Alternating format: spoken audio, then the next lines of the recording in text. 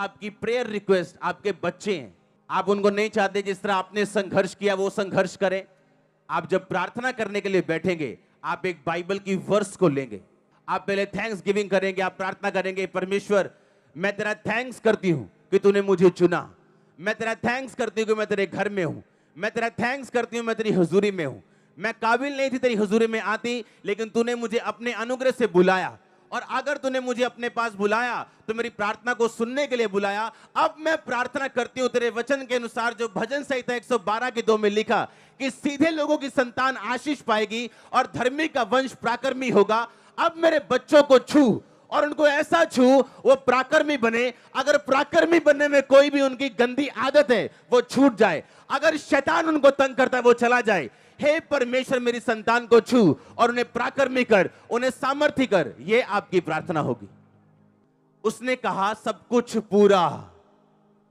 अब आपको इमोशनल नहीं, स्पिरिचुअल स्क्रिप्चुअल बनना है। आमीन।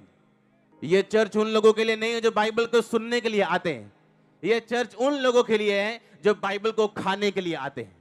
उसने कहा इसे खा ले, इसे अपनी आंतड़ियां इससे भर ले।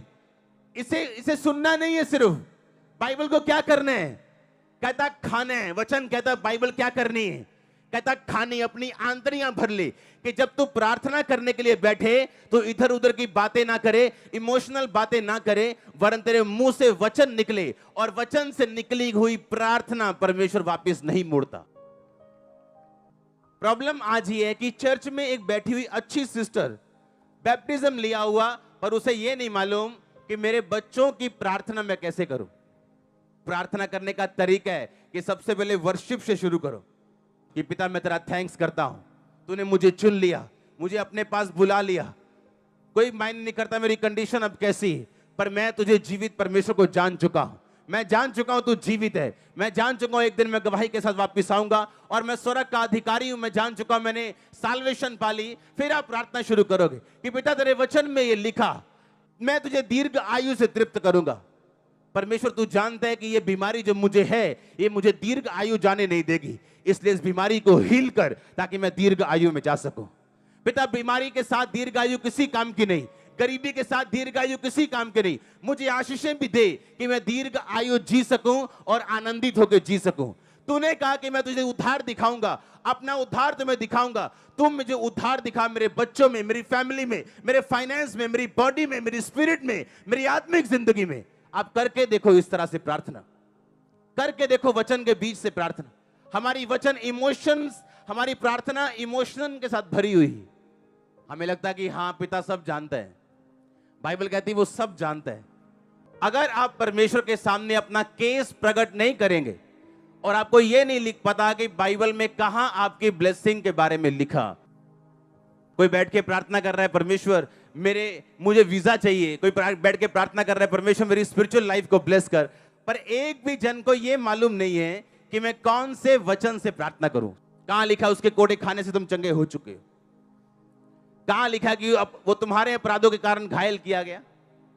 अगर हमें ये नहीं पता लिखा कहां गया, हम पढ़ेंगे कैसे? अगर पढ़े नहीं तो वचन में, प्रार्थना में हम वचन सम्मिलित कैसे करेंगे और परमेश्वर के सामने अपना केस कैसे प्रकट करेंगे? परमेश्वर कहता अपना मुकदमा लड़, अपना प्रमाण मुझे दे। आप जानते हो आज कुछ लोग अगर सक्सेसफुल हो जाते अपने पास्ट में, यहां ना बैठे होते। अगर उनका बिजनेस चल गया होता वो यहां ना बैठे होते। अगर उनके बच्चे सही होते वो यहां ना बैठे होते। आपको यह बात समझनी है कि परमेश्वर आपकी मुश्किलों को इस्तेमाल करता है आपको अपने घर में लेके आने के लिए और अपना आप प्रकट करने के लिए।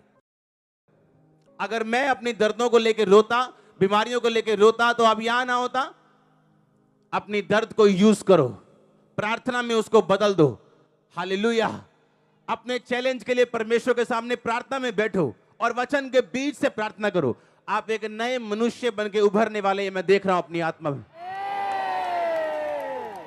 परमेश्वर जानबूझ के अलाउ करता है केवल फेलियर्स को, आपकी लाइफ में मुश्किलों को अपने डिवाइन पर्पस में, अपने ईश्वरीय पर्पस में, अपने ईश्वरीय बुलाहट में आपको दाखिल करवाने के लिए, आपकी एंट्री करवाने के लिए।